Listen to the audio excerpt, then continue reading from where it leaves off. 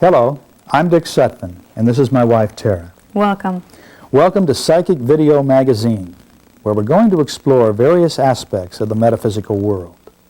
And we're going to begin with a remote viewing session, which I'm going to conduct, a video hypnosis altered state of consciousness session. Then, Tara and I are going to go down and see Jess Stern. Now, Jess is the metaphysical author of The Sleeping Prophet, many other New Age bestsellers. He lives on a beach here in Malibu, and we'll have a nice visit with him. We're going to end with a seminar that was conducted at the Malibu Shaman, and we're going to explore some after-death aspects that I think you'll find very interesting. So now, let's begin with the concept of remote viewing, the idea of projecting your mind to another location. Now, I was first introduced to this idea in 1976 by Richard Bach. Richard, of course, is the author of Jonathan Livingston Seagull and many other books that you've probably read. We spent the day sharing a lot of ideas, concepts, and our experiences.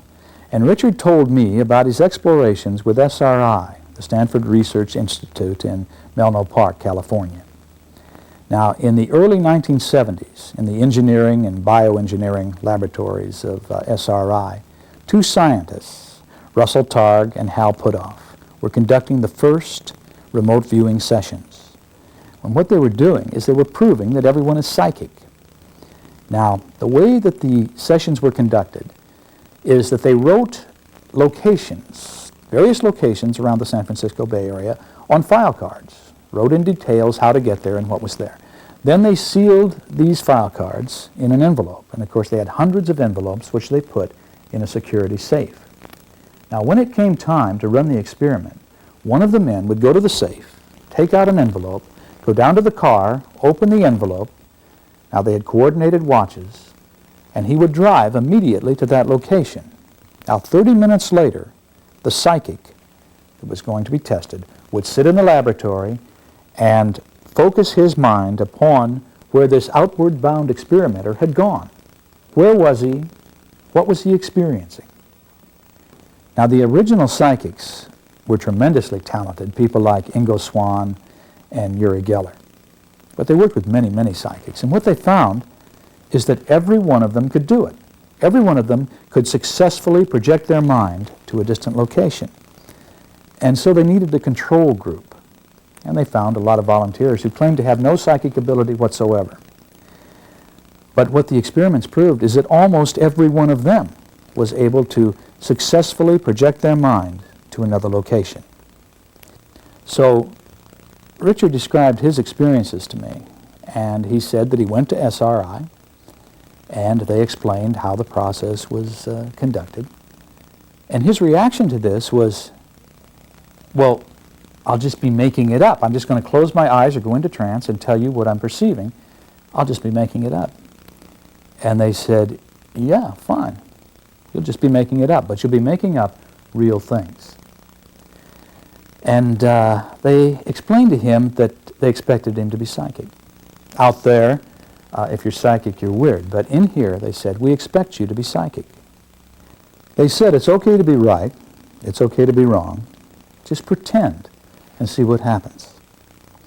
So the idea is to trust the impressions that you perceive through the blackness of your closed eyes. Now, as a good example, maybe you could close your eyes right now while you're watching this and imagine your bathroom at home. Now, you're very familiar with your bathroom. Perceive it. And you see you are seeing, maybe perceive is a better word, you're perceiving impressions of your bathroom through the blackness of your closed eyes. And that's the very least that you're going to do in the remote viewing session that we're going to conduct in a few minutes. Now, once they convinced Richard Bach to do the session, he said he altered his consciousness.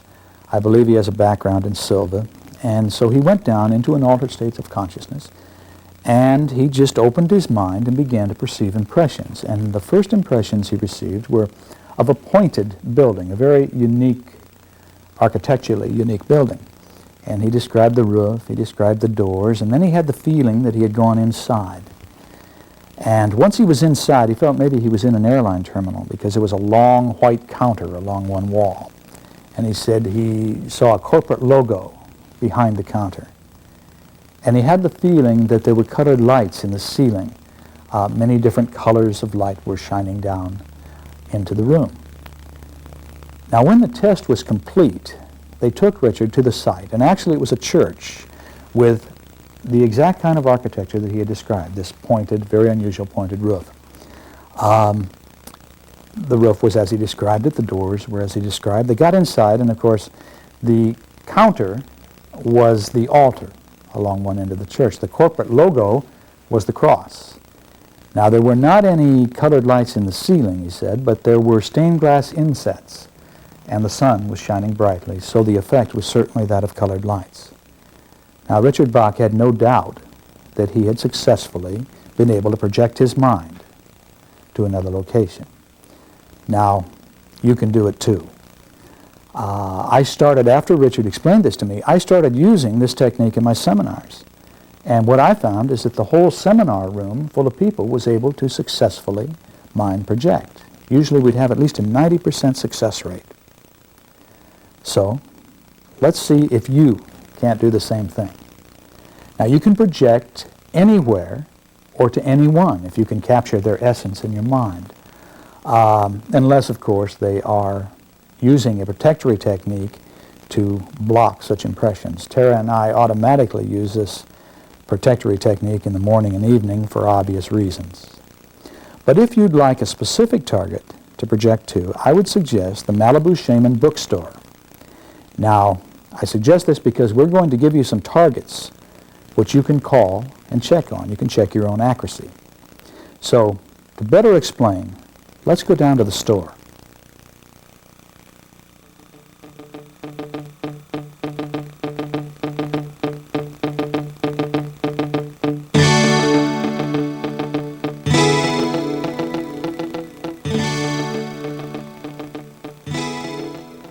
I'm standing in front of the store owned by my son Scott. Now, it's located at Pacific Coast Highway and Cross Creek Road in Malibu, California. Now, before we go inside, let me take you on a little tour of the neighborhood that may help you to better target your remote viewing session. First, the store is located in the Country Mart, a small shopping area and playground in the center of Malibu. This is as close as we get to any kind of downtown. The Civic Center is a block away. A few blocks up the street from the Shaman is Pepperdine University, which looks out over the Pacific. A block from the bookstore is the entrance to Malibu Colony, the gated community of the rich and famous who live on this private strip of beach. A few blocks down the street is the famous Alice's Restaurant and the Malibu Pier. Looking inland on the hill behind the store is this castle. In this direction is Sierra Retreat and more elegant homes. We're now inside the Malibu Shaman. It's a metaphysical bookstore, a self-help tape and New Age music tape store. It's a crystal store. And also on Saturday nights, it's become a small seminar center. All right. These are examples of your remote viewing targets. Now, each month we're going to change the color of the circle. We're going to change the number. The number will be between 1 and 10.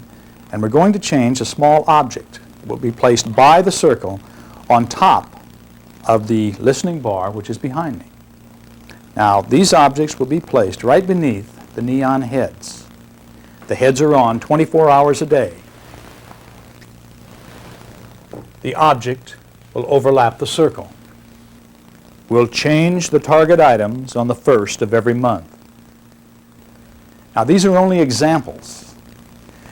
To find out what's up there right now, you have to do the remote viewing session that we're going to begin in just a moment. Now, when the session is over, if you would like to see if you have successfully completed the remote viewing session and you've targeted the store, you can call the number that is now showing up on the screen.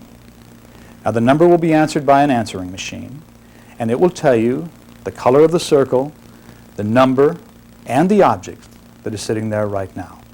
Now, the message will also convey a Valley of the Sun special, which will be available only through this medium. Now, we guarantee to keep this exercise in play through December of 1992. In these houses on this private Malibu beach live major writers, actors, rock stars, and one of the world's top tennis players. The area is conducive to creativity. It's quiet with an ideal year-round weather and clean air while still being only 20 minutes out of Los Angeles, the creative center of the world. Residents here tend to live and let live, and it's an unspoken rule that no one acknowledges or bothers celebrities. So, no matter how famous you are, when the tourists aren't around, you can live just like everyone else. Best-selling metaphysical author Jess Stern lives in this cozy beach bungalow on Pacific Coast Highway. This is where visitors will find him at his typewriter, working on a new book or screenplay.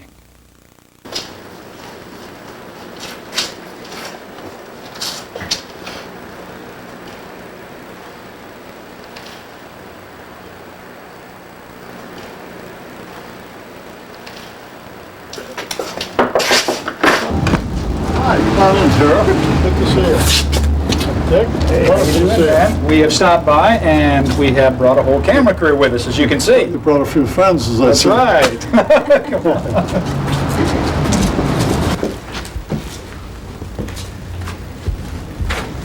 This is one of those very rare foggy days in Malibu at the beach.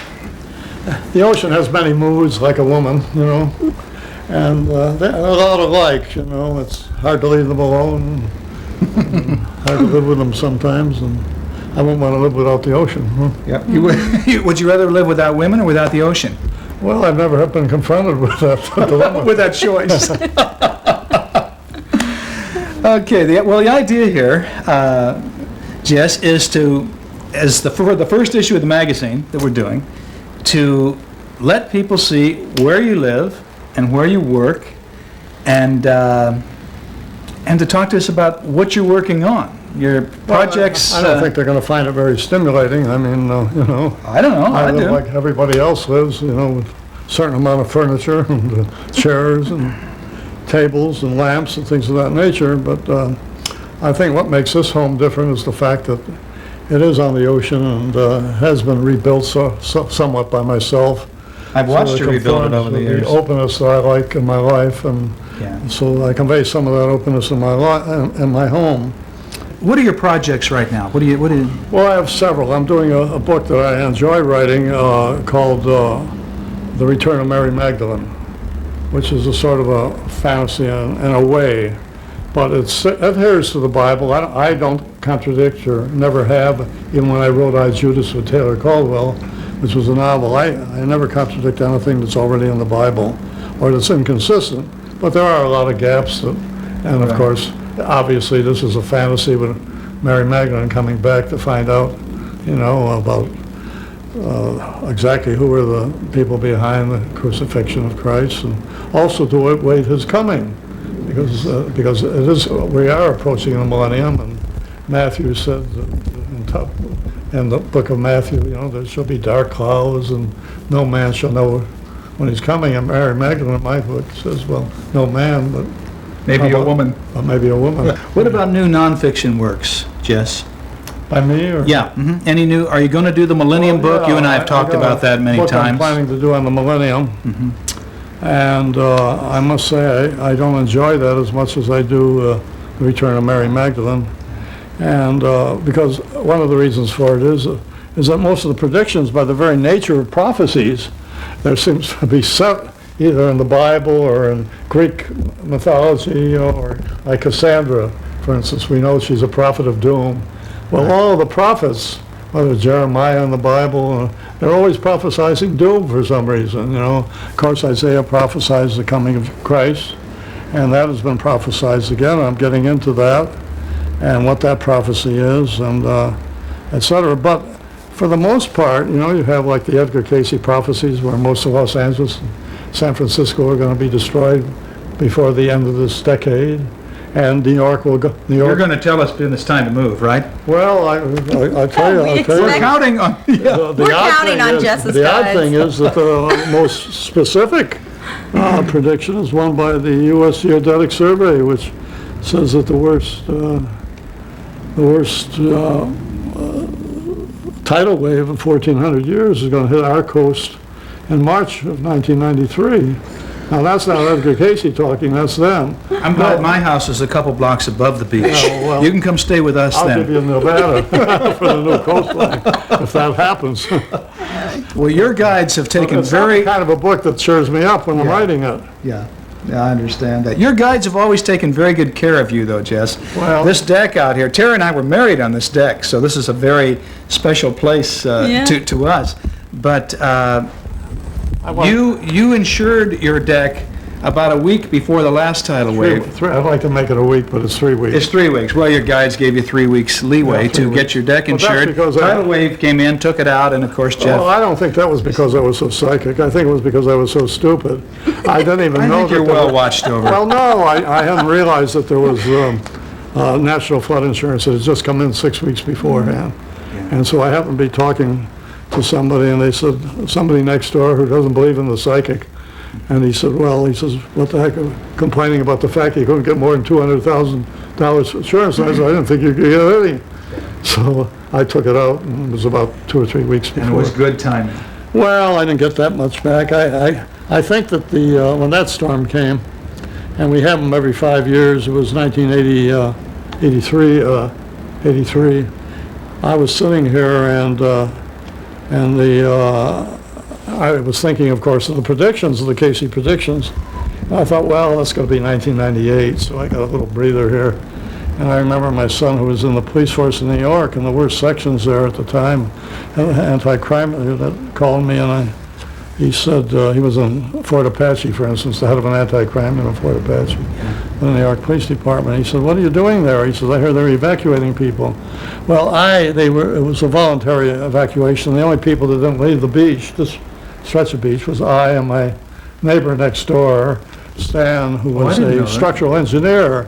And I remember looking up at his windows. The thing was supposed to hit about 12 midnight, the worst. Yeah. And I called him, I saw the window there, and I said, hey, Stan, what do you think? And he was the only other person on the beach, and I figured he's a structural engineer, he knows something. I said, he says, I think we're going to be all right. And meanwhile, the waves are lashing against my windows. The surf is breaking on my deck. Yeah. And I said, do you know something that I don't know? And sure enough, his house got pretty hard hit. Yeah. But it's just one of those things. As I told my son, I said, well, you're in Fort Apache, I'm here, I think you were safer here, even in the middle of the storm. You know what Edgar Casey said about that? A minister came to him and he said, well, Mr. Casey, this was after all his dire predictions, He said, where would be the safest place to live? And Mr. Casey looked down and kind of smiled, and he said, I wouldn't worry so much about where I live as how I live, Mr. Minister, Good. And I think that's about all any of us can do. I think our destiny is pretty well established. Otherwise, psychics would not be able to predict 10, 20, 30 years ahead as they do. Right. What about, you were so involved in New York, and you had such a position in New York. What are you seeing? The Something at the dolphins are beach? jumping out there. It's just beautiful. Well, Tara's going to go watch the dolphins jump while you and I talk. How come you ended up moving out to Malibu, Jess? Well, I discovered, of course, the predictions have been made by Maya Perez, who was the first psychic that ever got me interested in this area, and thought I would eventually wind up in California. And but I think what happened is that years before, when I was a newspaper man in New York, I had an assignment to come out here and do a series of articles on Clark Gable. And that was about 30 years ago when I was a young guy. And Gable moved over from MGM to 20th Century Fox. And I came out here to see him. And I remember getting off the airport, and I was on a newspaper, man, and thinking, yeah, what a wonderful place this is, you know. I took a cab into the Beverly Hills Hotel and saw those oil wells drilling as you come in.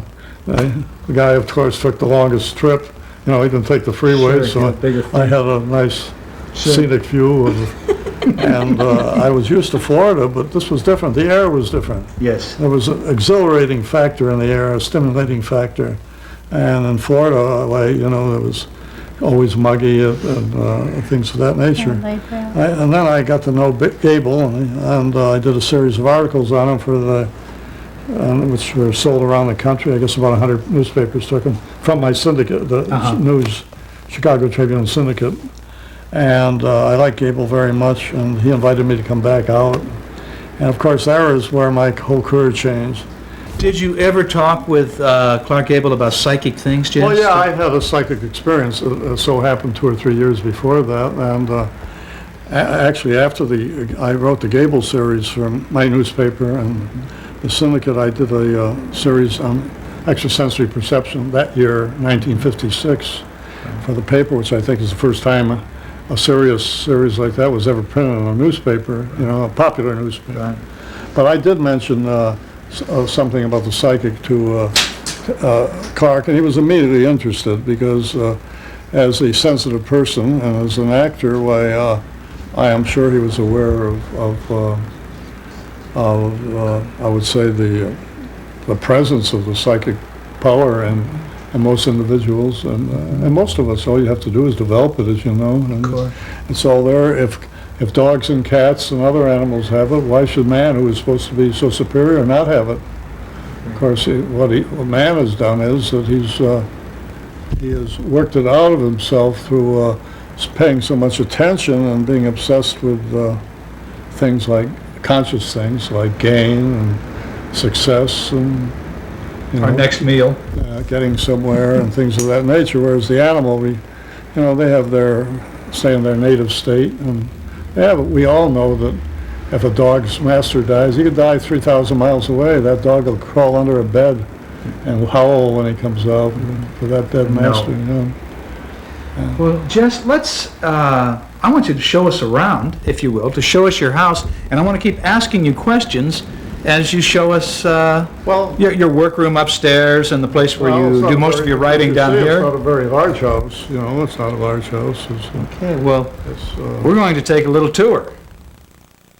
Jess, is this where all the creativity takes place? Is this where you do most of your writing? Yeah, this is where I do most of the writing. I also have a desk upstairs, so sometimes in the middle of the night, if I get up and have an idea, I'll go over there and usually write it in longhand. Right. There's a computer up there, but I can't operate it. But you can't operate it? I'm lucky I can operate a manual typewriter. Listen, you've done all your books on real simple manual typewriters then? Yeah, usually a Olivetti or Olympic. Yeah. Hold up a copy there of your copy. Show how you write with the...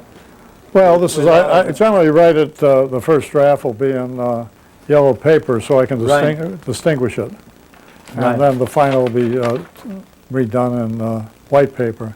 But I don't do that. The typist that I employ will retype it, and she can read my scrolls better than I can, you know. Yeah. Listen, the other night, when we were having dinner, we were talking about what we wanted to do with the rest of our lives, and I was mentioning that I want to work on novels, develop a style to write novels, and you were talking about wanting to do screenplays. Well, yeah, because I think, Dick, and I'm sure you think the same, I think that you don't have to stop writing books just because you're going to do screenplays or because you're going to do film, but I do feel new challenge, right? Well, not only is it a challenge, I think it's a chance of reaching many more millions of people throughout the world. And if you have something that you want to convey, I don't think there's any stronger medium than a film. Right. And you can convey it in different ways. I mean, you can convey it as, for instance, there's a lot of the metaphysical in this book I have about capital punishment. In that particular book, I have a hero and who meets a girl, and he's a reporter, and the reporter tells the story. It's an I story from the reporter, and I find that a way I've written a lot of my nonfiction books that way. Not all of them, but I wrote that one that way. And you bring in metaphysical points then? Yes, I do. I have him meeting a girl that he felt he knew, and that they knew each other. It was love at first sight, and as you know, Edgar Cayce says that love at first sight is evidence of reincarnation, because people remember each other from the past, and there'd be no other reason for some of these people that fall in love at first sight to be gravitated towards each other, as even they will tell you, you know. So I do have that, and he is very hesitant about reincarnation. All he knows is he felt as he'd known her before. She grew up in India because she was the daughter of a Episcopal bishop, and so I'm able to bring in all these things about reincarnation. And then you have a judge who's an unbeliever, but he has some, before he's through, he has some mystical tie with the Creator and influence before he's through.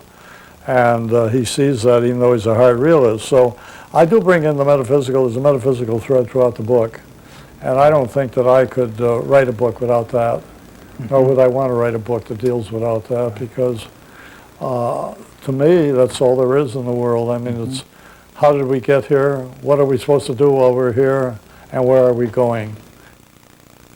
This is the upstairs workroom, the alcove of the bedroom. Yeah, I work here occasionally, and the secretary I have types here and works here on her computer. You've got to get her to teach you how to use a computer one day. No, I don't want to learn. Jess, how many books have you written? I think 25 or 26, I guess maybe 26 books. I'm fond of this one because my wife and I are in a chapter in this book. You're in that book. Yeah, we are in this book. Yeah, you're in Tara. I guess nobody's mentioned it. I did introduce you, and you were married in my home, huh? That's right. You sure did. Without this guy, why, I wouldn't have my wife, which is the best thing that ever happened to me. Well, I think it is the best thing that ever happened to me, but I think it would have happened anyway. Yeah. Thanks, Jess. Thank you so very much for letting us come and visit. Well, thank you for coming in, Dick, and with your charming wife. And if I haven't done anything else, I brought together a great marriage. You sure did.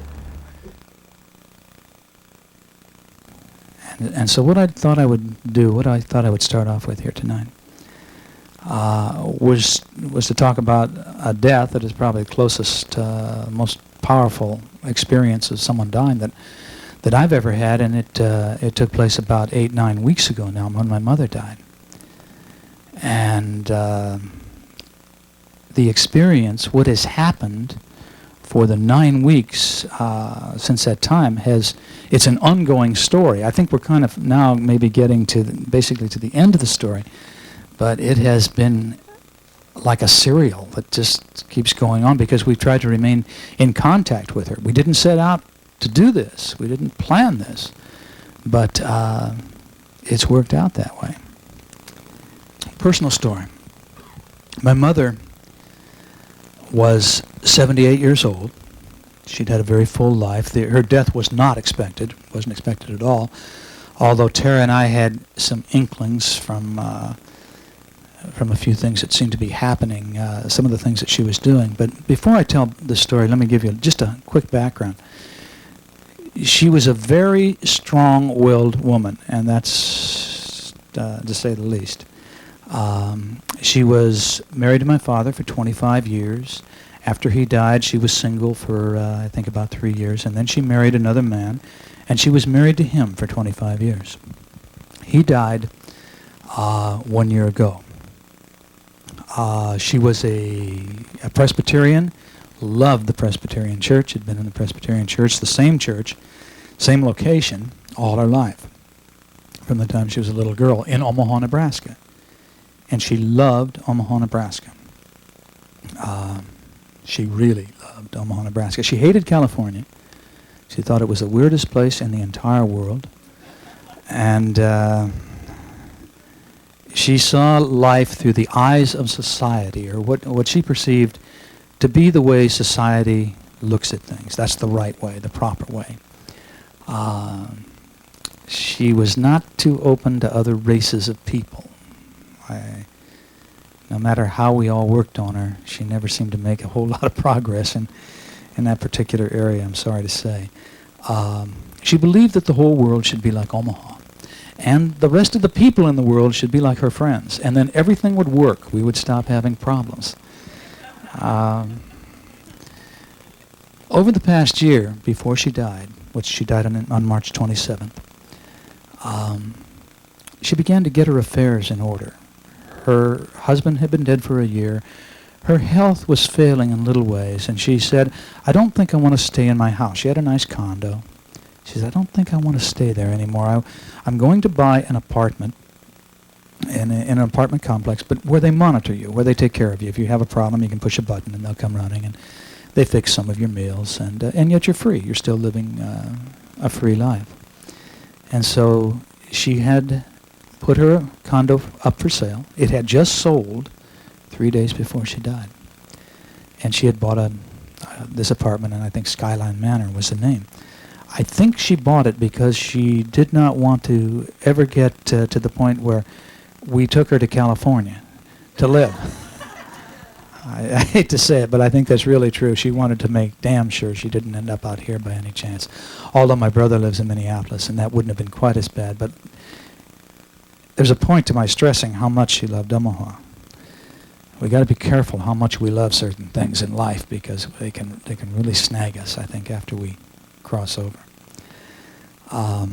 Anyway, when we got word that she died, of course, that's a traumatic thing probably most everyone here has experienced with someone close, I would imagine. We had to make immediately plans to rush back to Omaha, Nebraska. My brother, living in Minneapolis, was able to get there quicker, several hours quicker. And so he got in the morning. We didn't get in until about 4 o'clock in the afternoon the next day. And rather than just waiting around for us, he said, I hope you don't mind, but I've arranged the funeral. I've set it up, and I've got the minister and so on. But as he started to tell us how he'd set it up, it was Tara and I just kind of looked at each other strangely, because I know my mother would much have preferred Bob to have handled the funeral, because he's also Presbyterian, and I think she worried a bit about the idea that we might work in some very strange mystical rituals or something, which we would never have done. I don't want anybody to be anything but what they are. But anyway, so she left it in Bob's hand, but he had it backwards. Somehow we were ending up going to the graveyard first and then to the church, and the minister was Japanese, and I just kind of shuddered, and so did Tara, and we thought, oh my God, she's going to haunt us. Anyway, when the funeral happened, it's easier to joke about this now. Some time has passed. At first, it was just... But the funeral worked out pretty well. I mean, it was ass backwards, but it worked out pretty well. And when we got home that night, of course, worn out, I'm just laying there in the bed. We stayed at her condo because we had all the effects that we had to get handled. I had to get back to California. I had many things pending. My brother had his work. We both worked for ourselves, so there's not... You got to make sure that you're covered. Anyway, that night, my brother and his wife went somewhere else to see her sister, and Tara and I were alone with our children in the condo. And Tara was washing, trying to get all the clothes cleaned up so they could be passed on to whoever. And all of a sudden, she came up, and Tara was really just kind of... She says, your mom... I really felt your mom's presence for the first time. She said, I think she was there when we were picking out the clothes to bury her in. She said, I really felt a strong presence then, but nothing like right now. She said, I was washing, and I turned around, and I caught that, out of the peripheral vision, I caught movement, that she was right there. And when I looked, of course, she wasn't right there. But her presence, her smell, she said, even was there. And she had washed all the clothes, and she looked around trying to figure out why here in the washroom. And she said her underwear was on top of the clothing, and she was so proper. She says, I'm sure that she would not want anybody to see that. So she said, I covered it up. I had that feeling, like, cover it up. It was like, okay. Now, I wouldn't normally do this. I wouldn't normally say, make contact with someone who has just crossed over. Now, Tara, though, is incredible with automatic writing. I have a long history. She's been working on this for about 8 years. She's worked at automatic writing. She has developed it to a fine art. I know in retrospect, in looking back at the writing that she's that she's done, how effective and accurate it's been. She's predicted exacting things in the family to the month when these things would happen. Things that she didn't even tell the other people about sometimes. Her mother's remarriage, things like this, when it seemed highly improbable. So she has a very strong background in automatic writing. She knows what she's doing. She knows trance work. She can go down, her eyes will rim, so you know she's in a deep trance. And the writing just comes through for her. So I asked her, I said, would you be willing, if you feel the presence so strong, do you feel that she's really wants to communicate? And Tara's reaction was yes. Yes, I think she does. I said, would you be willing to do any automatic writing? And Tara's reaction was sure, be glad to. So she sat down, and what she does, she goes into a deep trance, and she has a temple room. She, as part of the trance inducement, she visualizes herself going up into the temple room.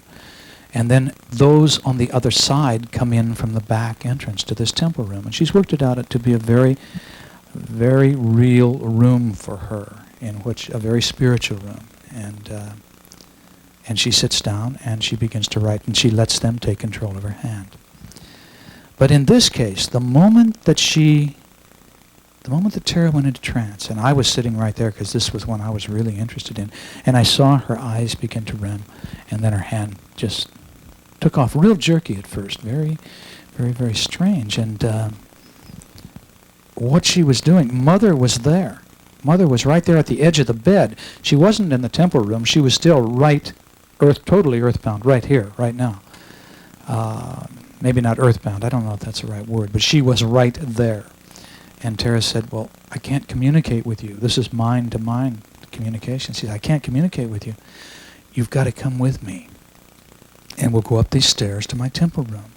And then I can let you take control of my hand. And so that's what happened. It was quite a process. It was very difficult at first. The words are very weird. And yet then they take off.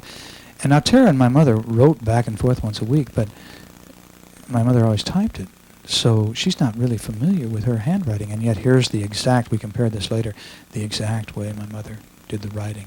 There was some of Tara in it, but it was mostly my mother's writing. And she said, there's this person here, this nice person. She's really friendly. She wants me to come take a walk with her, but I'm not going. She wanted to stay right there. She was curious about the funeral, and she knew it was going to be a catastrophe. And she said, it was okay. It was all right. I think my mother influenced me because I woke up that morning, the actual morning of the funeral, and I said to Tara, I think I better do some talking. I don't know what this guy's going to be like. I mean, it worked out that the Japanese man was wonderful, but I wasn't so sure that it was going to work. And so I kind of in my head I didn't write anything down, but I put it together in my head, and I did stand up and deliver this at the funeral. But I think she was so concerned that it was going to be a catastrophe, at least she was going to entrust me to talk. But it worked out, and she says, I know I'm dead, and the way you guys are eating is terrible. See, this is because what we were doing, everybody brought over food, and so whoever's hungry, go eat. But she was very upset about that. You should take the time and sit down and have a meal, and my house is a mess. And of course it was, because we're trying to find the records and we're trying to figure out. She'd worked it out as to where everything would go. It was numbers on the bottom of all of her possessions. You know, this goes to Irene, this goes to Beverly. So it was a mess trying to figure it out, but she was terribly upset about this. Very tied to the earth, being concerned about what was going on here in her house. She says, I've been yelling at you since you got here. I yell and nobody pays any attention to me. And she says, finally I see when I just say things over and over and over and over, it starts to get through to you. Which I thought was kind of interesting. And then she said, Dick told me to talk to Dave after he died, her second husband. And she said, I did for a while, but I didn't think it was doing any good, so I quit. I wish I hadn't done that. I wish I'd continued to talk to him. she said, the friend keeps telling her it's time to go now. She can go. Come walk. We're going to take a walk down the path to the light. And she says, I'm not leaving the boys and the girls, meaning my wife, my brother's wife, and your granddaughters. And I'm not leaving Omaha. She didn't want to leave her friends. But this Omaha issue, it got exaggerated after death. She says, Dave, her second husband, keeps coming to her and saying, don't be stubborn, Jenny, come on. But she's just tuning him out. That's where the writing was left. And so a little family conference, our ideas in talking, the four of us, were saying, let's all send her light and tell her to go to the light. Let go of this now. It's time to let go. So we finished up in Omaha and we returned to California. And 2 weeks passed. And Tara then said, she said, I feel your mother's presence here very strongly. I think I better get in contact with her again. I don't think she's leaving. She says she doesn't stay here a long time, but I feel her come in real hard, and she, at night, in my dreams, she's just after me, probably when Tara was out of body. And so she went ahead, and Tara did some more writing. Now, this time, the friend was there, and so was my mother's spiritual guide. And she had tuned them both out. She wasn't having any of it. She said, I just want to go back to my house. I don't even need all of it.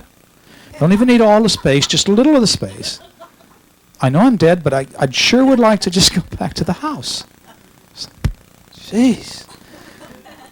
And Tara was communicating with my mother's guide and with this new friend, and they're saying, we can't do anything. She's just tuned us out. She won't listen. It's going to take time. And she did not want, and the word Omaha kept coming up. She says, I don't spend much time with you out here in California, but I'm spending time with my friends in Omaha, and I'm happy with that. So Dave keeps coming by saying, don't be stubborn, Jenny, but he doesn't stick around long. So that was the way it was left for quite a while. And we would all, at night as you're crossing over, we'd say, Mother, go to the light. Let go now. You don't need this anymore. You can go to the light and everything will work out very well.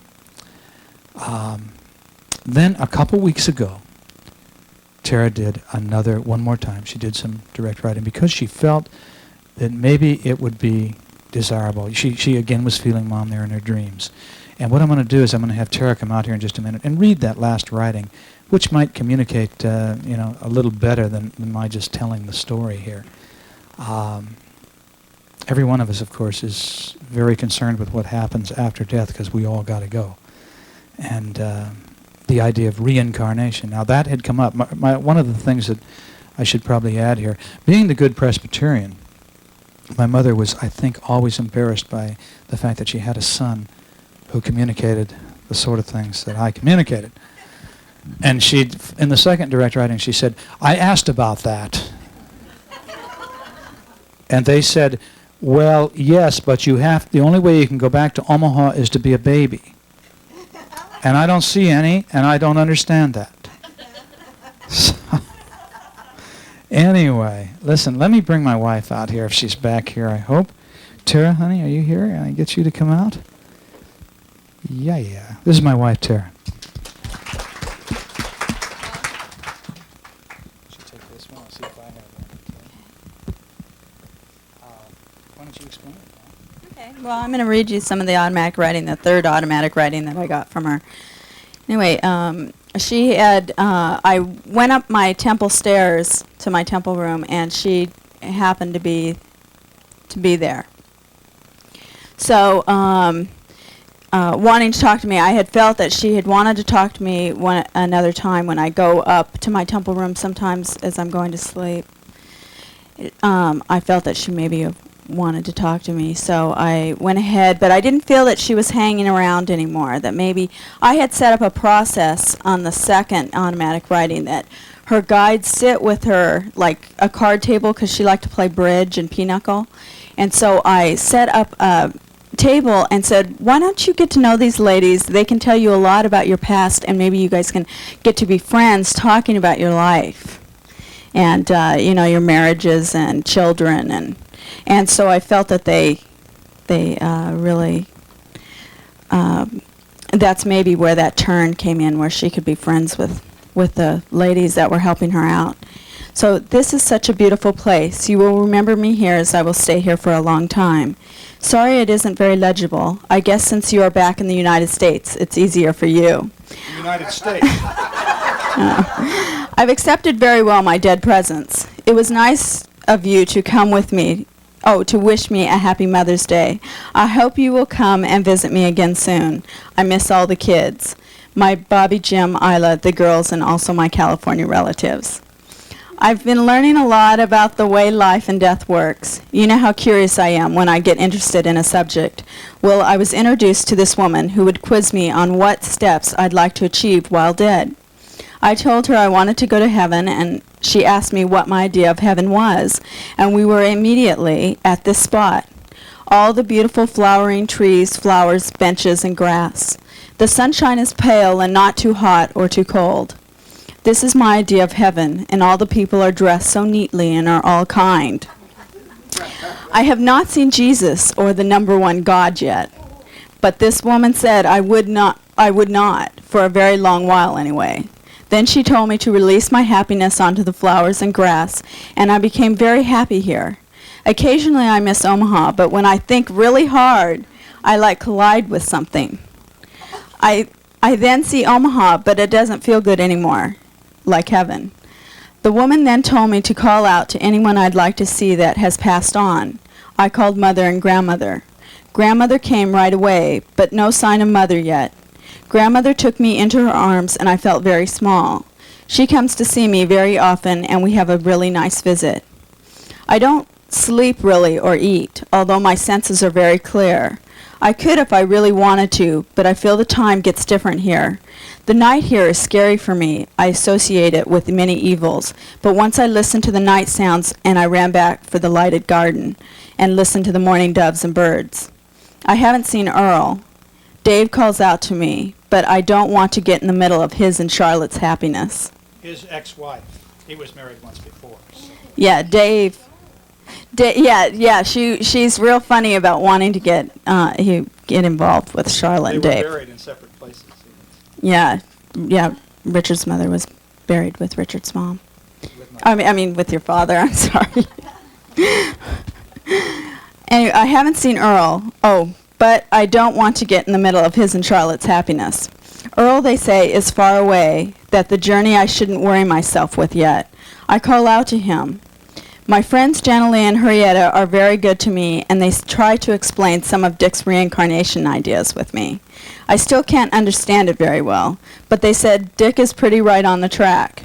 The master soul over tiny others, and Jessie was indeed a product of my Earl, although as a whole person of Earl she is not. I wish I could have made better friends with Dick's kids, but I guess it's too late now. I am glad you at least visit me, Tara. I keep waiting for Dick, Bob, Isla, and Sandy, but no one so far has used your method of coming up.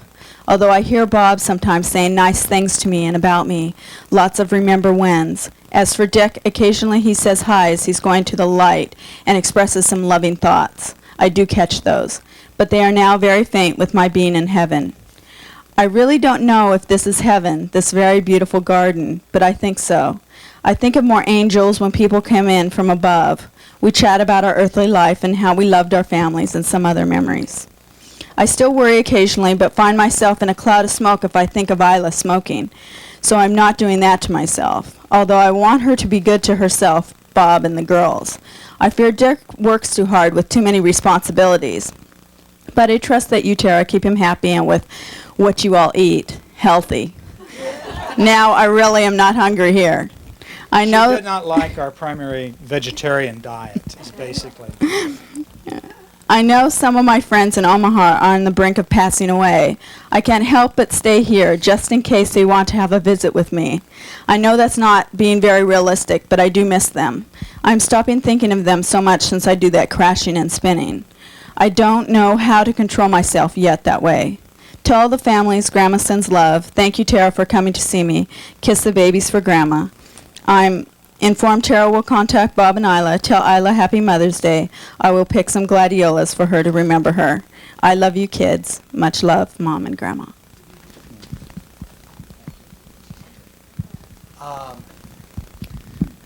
Does that bring up any questions? I want this just to be real casual here, so we can do Q&A back and forth or whatever. Because Charlotte and Charlotte, and Dave were buried together. They were then together in heaven. Is that what well, I think she thinks that her ex-husband got together with his ex-wife in heaven. That's her idea, because she'd always wanted to be buried by my father, and Dave had always wanted to be buried by his first wife. I mean, it was a very strange relationship that they had.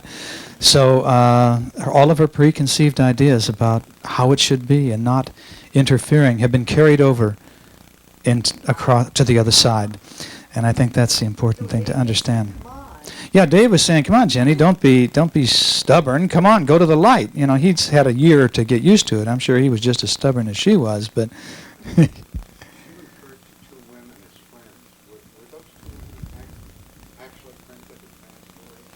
No, the two women were somebody who was there who was just helping people across, yes, and then her spirit guide.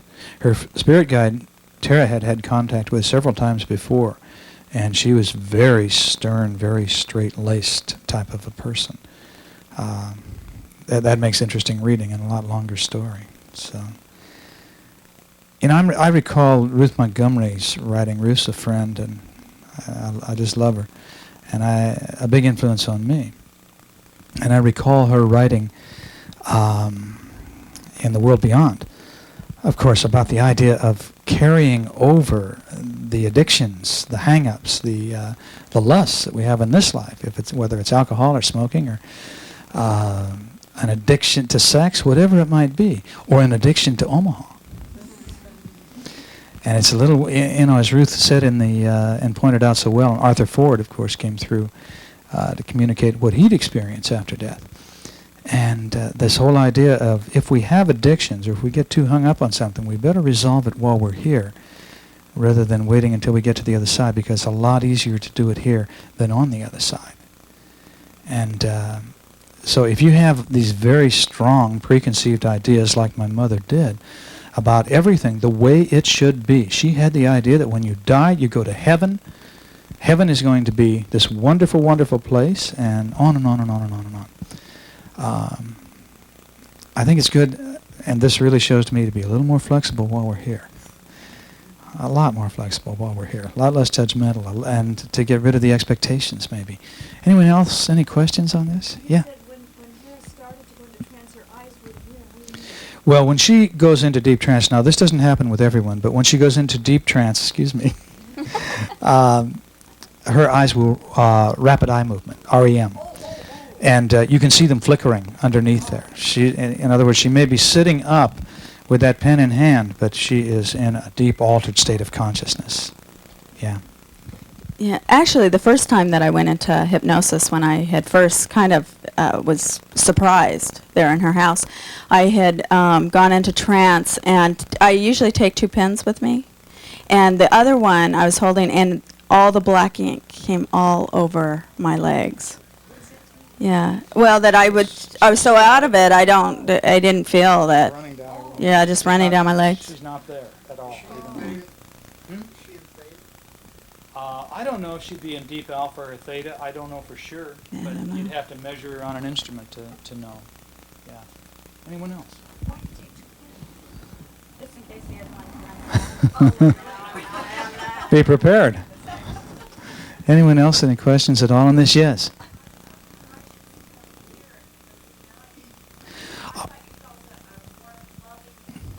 Well,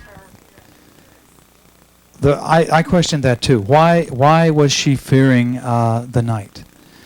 And I think what we're dealing with here is that she is on the other side, and she's pretty much still earthbound. All she has done is she's made that transitory step to the point where she realizes that you can create the reality you're experiencing with the power of your mind. And in other words, her guide is working with her, trying to get her used to this by saying, what do you perceive heaven to be? Because, of course, everybody has probably a different idea of what it really is. Well, she perceived it to be at least this wonderful garden. So boom, the power of thought on the other side creates the reality. But she's still here, really, mentally. And so she's still fearing the dark and the unseen and the unknown. She really has not gone very far yet. But it's a major step. It says to me, we're going to, as long as we let go of Omaha and the friends and the family, I know we're on our way. You know, it's going to be okay. Yes, ma'am?